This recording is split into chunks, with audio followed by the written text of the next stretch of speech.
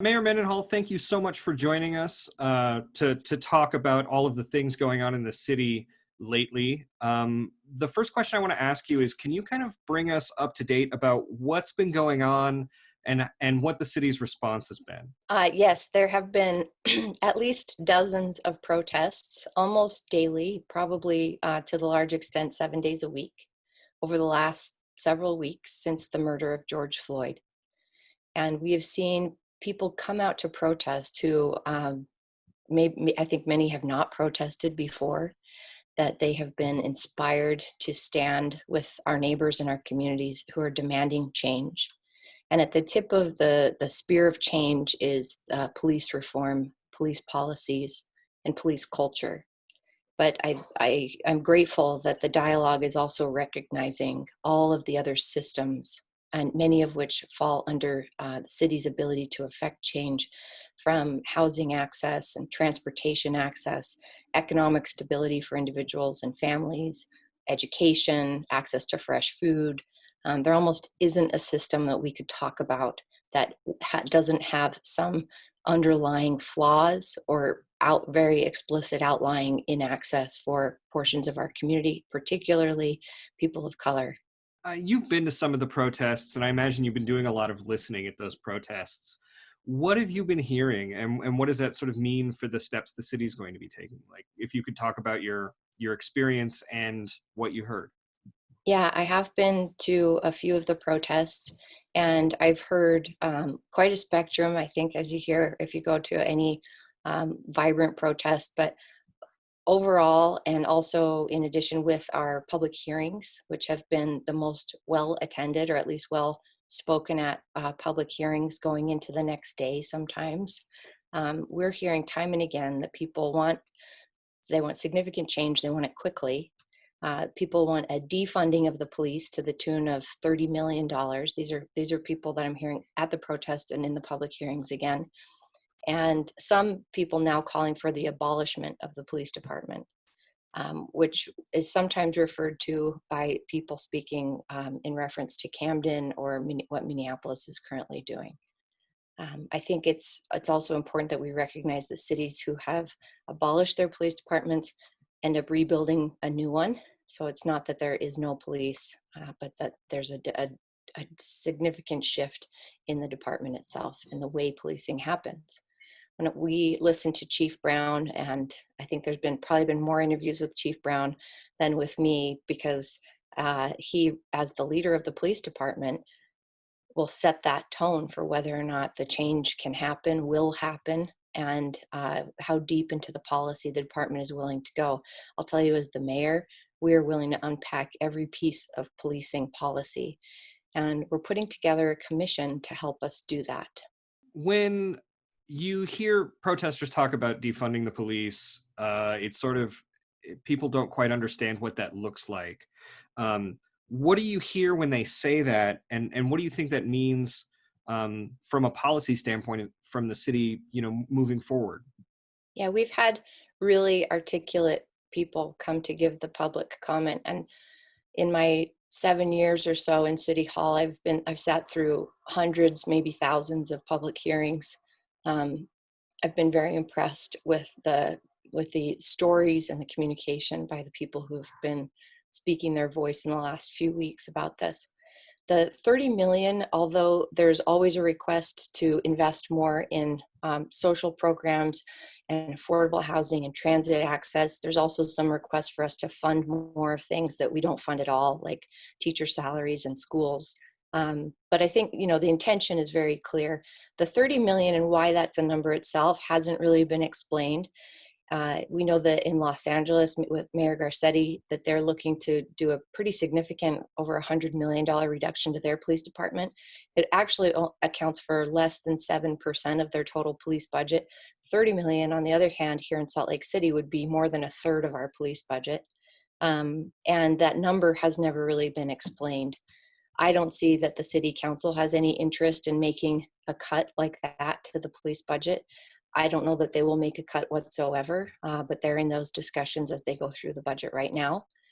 And so this defunding at the $30 million consistent narrative that we keep hearing, seems more to be a symbolic extraction from the policing system than a calculated approach. Speaking of that system, a lot of people, Salt Lake City residents as well, might think they hear racism and they think, a single person on the street screaming a racial epithet rather than an entire system. And they don't quite understand how a system can be um, racist or need to be addressed in such a way. What do you say to those residents who maybe are feeling a little um, scared about the idea that we might be, you know, abolishing or defunding the police department or whatever, but in fact addressing something that needs to be addressed? Yeah, this is an awkward conversation for many people, which I think is why the United States has avoided this conversation for centuries. And for people with white people like myself who have privileges that we don't even recognize by the color of our skin, this whole conversation is an opportunity, and I would express a mandate for us to listen, for us to listen to what's being said and consider that the lens through which we have seen this country and opportunity and the potential of any human being may be intrinsically flawed, that the systems that serve us, that are supposed to serve all Americans, were not built to serve all Americans equally. And particularly for Black and Indigenous people of color, the access to opportunity across the systems, which we've already named several of them, is significantly less. Here in Utah, we can look at the gender pay gap, for example, where Utah often ranks the lowest or next to lowest for women's pay for the very same job compared to their male counterparts. But if you are a Black or Indigenous woman of color, your pay is significantly less than a white woman, even in that category. So we have local data across the board, whether it's graduation rates, it's economic access, it's opportunity to gain capital to start a business, crime rates in neighborhoods. All of these things help us recognize that locally we have a system working in tandem with one another that ends up disenfranchising our neighbors. Now, does it mean that anyone is intentionally doing that from City Hall, or that for someone listening to this who says, I'm not a racist, I'm never, I have Black friends, I've never tried to oppress someone, I am not a part of this. I would ask you to reconsider that the systems that we participate in and that support us need us to be able to speak up and say, no longer will I tolerate, and no longer can we stand for this difference in access and opportunity across the board. As you're looking at steps, both short term and long term, what steps do you see us taking? Sort of what's your vision and your plan for that? And how do you plan to deal with other political balances that might need to be made? I know that the city created a civilian review board that was largely sort of defanged a little bit by the state legislature. How do you work with those goals and then compete with all of the balancing policy that you need to do? There's a lot, so I'll try to get through it in a timely manner. But I'll start with the Civilian Review Board. That board needs to be fully staffed by the volunteer board members. There are some openings. We've been in the process of filling those, and we're going to make sure that that happens. We'd also like to increase the diversity on that board. So if anyone's interested in participating, you can Google Salt Lake City Boards and Commissions. There's one website. You can fill out the application on there, and you can select the Civilian Review Board and any other board that you might be interested in. So that is a board that, as you know, looks specifically at officer-involved critical incidents. They are not asked to look at the underlying policy elements and do a critique on those.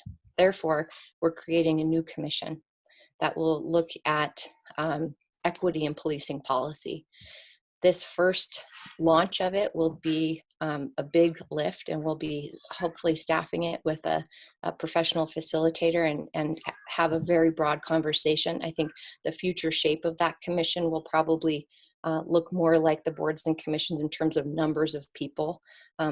as the other boards and commissions that we have. But this is a new initiative for us. And we're going to be asking this commission to do a deep dive into the policing policies, policing culture, and the budget for the police department that the city has. So that's just happening right now, and it'll be launching in the coming weeks. And then we talk about all of those other policies and equity issues throughout other ways that the city works.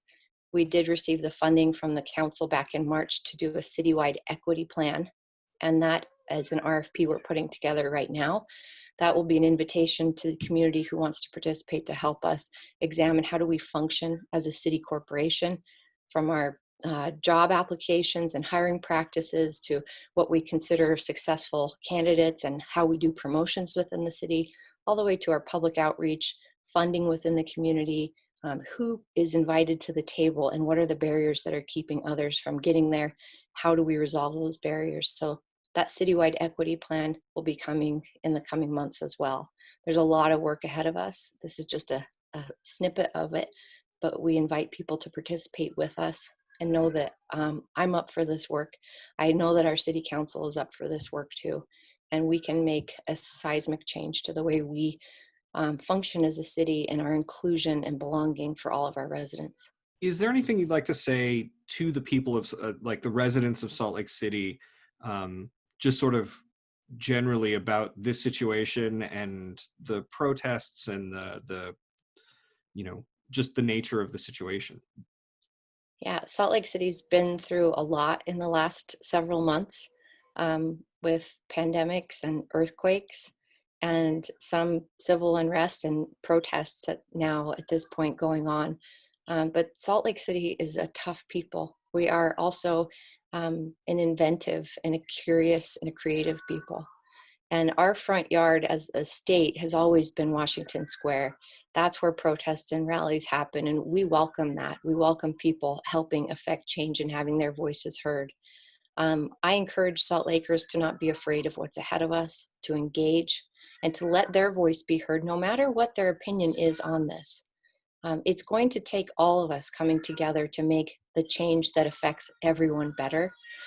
So I am proud of Salt Lakers. I think that we're not afraid of moving together and moving ahead and making the kind of change that I hope others and people like me ran to do in the first place.